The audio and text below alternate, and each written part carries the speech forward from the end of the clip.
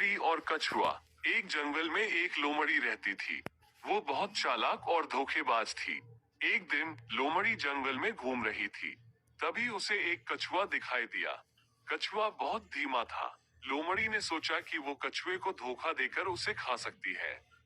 लोमड़ी कछुए के पास गई और उससे कहा, हे कछुआ, तुम बहुत खूबसूरत हो। तुम्हारी आवाज भी बहुत सुरीली है। कछुआ लोमड़ी की बातों में आ गई।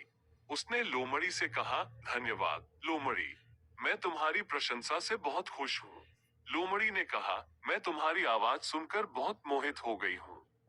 क्या तुम मुझे तुम्हारी आवाज सुनवा सकती हो? कछुआ ने कहा, ठीक है, मैं तुम्हें अपनी आवाज सुनवा सकती हूँ, लेकिन इसके लिए मुझे पानी में जाना होगा।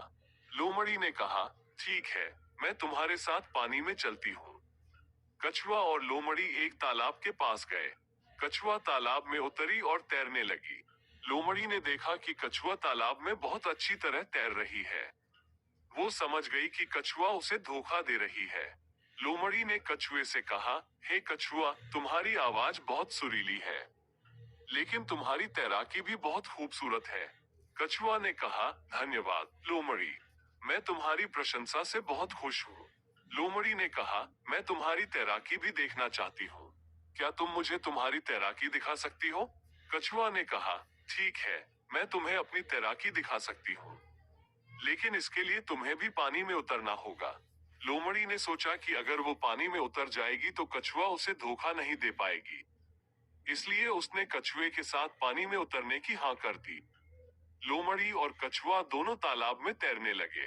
लोमड़ी पानी में तैरने में कछुए से बहुत धीमी थी। कछुआ जल्दी ही तालाब के दूसरे किनारे पर पहुंच गई। लोमड़ी अभी भी पानी में तैर रही थी। तभी उसने देखा कि कछुआ तालाब के दूसरे किनारे पर खड़ी है और उसे देख रही है। लोमड़ी को अपनी गलती का एहसास हुआ। वो बहुत शर्मिंदा थी। कछुआ ने लोमड़ी से कहा, हे लोमड़ी, तुम बहुत चालाक और धोखेबाज हो, लेकिन मैं तुम्हारे धोखे में नहीं आए। लोमड़ी ने कछुए से माफी मांगी। उसने कछुए से कहा कि वो कभी भी उसे धोखा नहीं देगी। कछुआ लोमड़ी की माफी मान गई। दोनों दोस्त बन गए। इस कहानी से हमें ये सीख मिलती है कि धोखेबाजी कभी भी अच्छी नहीं होती है।